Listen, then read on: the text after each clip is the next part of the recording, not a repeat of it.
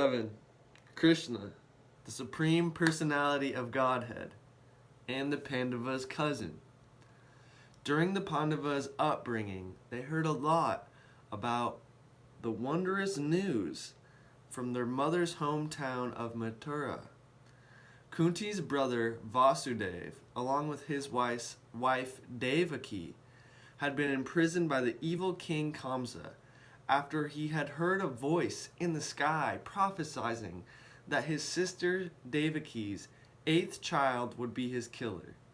Kamsa freaked out and imprisoned his own sister and her newlywed husband and brutally killed their first 6 children just to be safe. But as destiny would have it, the 7th and 8th child managed to escape.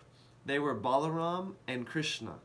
They were snuck away to a nearby cowherding village, Vrindavan, and raised there by its leader Nanda Baba and Yashoda. There were countless accounts of Krishna and Balaram killing demons in Vrindavan, even from very, very young ages. The great rishis were all in agreement that Krishna was in fact God himself, incarnated to destroy the demons on earth. The Pandavas often asked about their cousins and were stoked and a little shocked to have God as their cousin. When Krishna and Balaram were 12 years old, they returned to Mathura to fulfill their prophecy of killing Kamsa.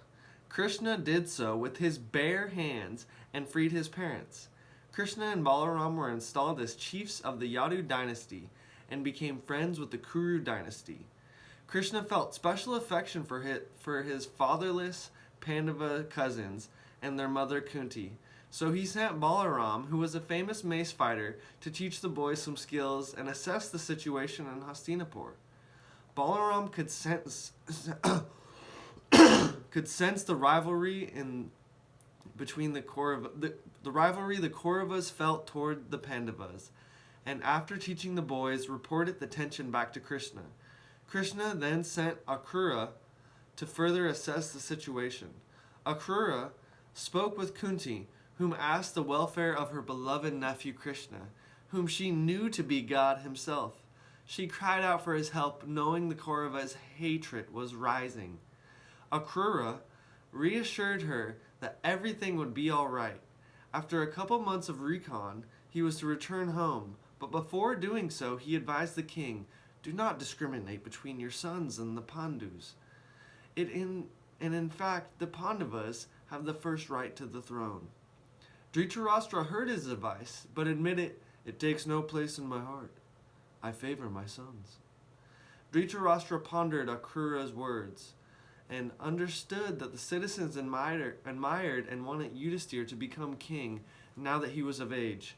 So Dhritarashtra installed him as Prince Regent. Duryodhana burned with envy and at once planned to eliminate the Pandavas. Duryodhana's uncle Shakuni had just the plan.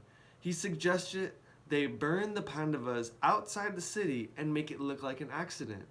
Karna objected, wanting an open fight, but was reminded that the 4 brothers alone had assailed an entire army. Shakuni described his plan in detail to Duryodhana, who took it to his father. The plan was to send the Pandavas to a city named Varanavata, where a festival to honor Shiva would soon take place, and hopefully they would never return. There would be a house made for them to stay in, and the walls would be made of extremely flammable substance to burn the Pandavas alive. And meanwhile, the Kauravas would distribute a lot of wealth to hopefully gain the citizens on their side.